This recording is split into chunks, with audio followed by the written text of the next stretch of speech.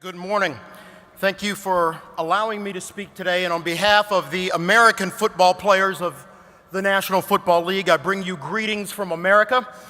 And thank you, Mr. President Joe DeBruyn, General Secretary Philip Jennings, my good friends Walter Palmer and Jeffrey Raymond, and my fellow executive committee members on the Executive Committee of Unisport. Thank you for allowing me to be here today and to spend just a few moments with all of you. On a day where thousands of men and women who believe in the humanity of sport, but also the sanctity of work, can assemble in a country made free by the humanity of hope, I am honored to be in South Africa today. Thank you. That inspiring video ended with a call, a moral voice in the wilderness to reclaim that which was once ours. This call did not demand that we act with stealth and take. It did not say that we should occupy. Rather, like an inspiration to something that we have nearly forgotten, it pleaded that we remember and take back something that belonged to us. Take back the beauty and the humanity of sport. When we see injustice to our fellow athletes and indifference to citizens for the sake of greed, that voice dares us to find and rescue what was taken. Today we must commit ourselves to the beauty and intrinsic nature of sport, and that simply means to embrace its humanity instead of its commodity. We know that as athletes and their advocates, it is the humanness of sport that provides every athletic event or endeavor with its life breath, its essence, much in the same way that our minds and our hearts give motion, emotion, and meaning to our own lives. If you have any doubt, imagine a sporting contest where a robot dunks a basketball. Not that good. Maybe where a computer lunges at the finish line. We cannot share the emotions of those events because those things cannot share their emotions with us. We embrace our athletes' hearts, and they embrace us back. That is the humanity of sport. And it is to that heart that I just briefly want to speak today.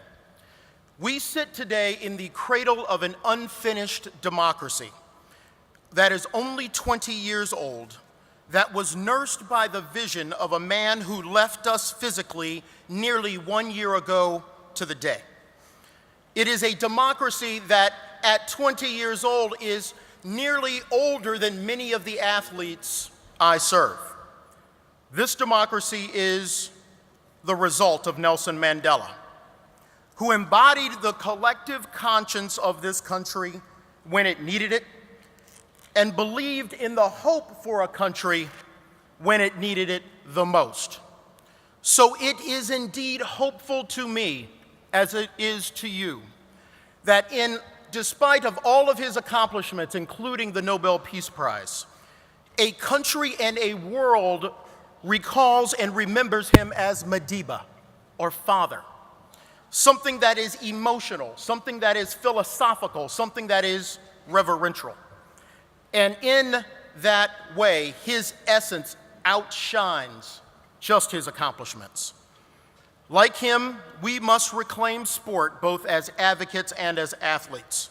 We must reclaim its humanity because sport existed before sponsors. Sports mattered before commissions. And because sport breathed on its own before salaries, subsidies, and sanctions, we cannot forget that the essence of sport is the humanity of the people who play it. Today, as we go forward, please do not misunderstand me. Please. Sports and sponsors have brought something beautiful to many people who otherwise would never get to see sport. That video showed us the world and the good things that sponsors can do. But it also showed what the commoditization of sport can mean, the devaluing of the human himself. To paraphrase the grandfather of the philosophy of sport, sport is in itself free. It is in itself an act of freedom. But today, that beauty and that freedom is threatened by forces that would rather use our athletes and our workers as supporters and simply commodities. There is no beauty of sport when workers face slavery conditions to complete opulent stadiums. There is no humanity of sport where injured athletes are discarded like goods beyond their date of expiration. The beauty of sport means that while there are winners and losers, sport cannot tolerate where there are victims.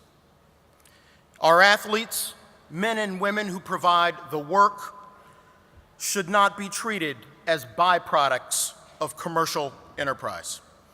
It's why my players' union, the American Football League Players Association, stands side by side with the Uniglobal Union, stands shoulder to shoulder with SEIU, stands side by side with our teammates at Unite Here, and every other union in the world of people who work for a living. We believe that we stand shoulder to shoulder. But rather simply explain another problem, let me conclude by one simple and very, very powerful example. In 1967, 7 years after winning the light heavyweight gold medal championship, boxer Muhammad Ali, then the world champion in boxing, refused to go into the military and was convicted and sentenced to 5 years in prison because of his religious convictions. It took the United States Supreme Court to vindicate his rights, during which time he lost the ability to play, but equally important, he lost the right that every man and every woman has to work. To work. And while we had the Supreme Court to reverse that conviction, there is one picture that sits on my desk in my office of that same year in 1967. And in a picture, Muhammad Ali is not surrounded by lawyers.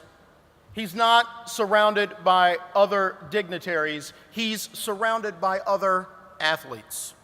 Jim Brown, Kareem Abdul-Jabbar, Carl Stokes, Walter Beach, Bobby Mitchell, Sid Williams, Curtis McClinton, and Willie Davis, and John Wooten. They embraced his stand on that day and his courage to say no. To say no, but to say yes to his convictions. If we can watch people lift a torch with one hand, we can spread justice with both feet. We must embrace each other because of who we are, athletes and workers who have something in common, not because of what we do, but because in our essence of who we are. We must say no to the power and the greed of corruption that attends our events. There can be no beauty in sport where greed is the biggest winner. There is no joy in sport where human trafficking is an unofficial part of the festivities. There is no honor in sports where athletes live in fear off the field while somebody sells them on the field. And we must not allow our integrity of sport to simply be defined by the anti-doping experts who believe that the only integrity they need to look for is the integrity of an athlete. We need to move to a world where the integrity of sport does not tolerate migrant workers in Qatar who live and die building stadiums. We cannot live in a world where the slums remain in Brazil after the World Cup. We cannot live in a world where thousands of people are waiting for the economic development that comes from public money being used on stadiums. On this great day in the great country of South Africa, Let's use the fact that we are no longer slaves to power, but born to be masters of our own destiny, while remaining accountable to the world fellowship of workers. Let us believe in the righteous power of ourselves and the morality of our faith to lift up the mantle and bear witness that we are invested in a mission to triumph the rights of our brothers and sisters from one side of the globe to the other and every reach of this great world.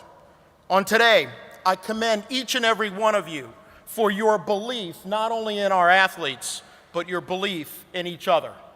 Godspeed, and thank you very much.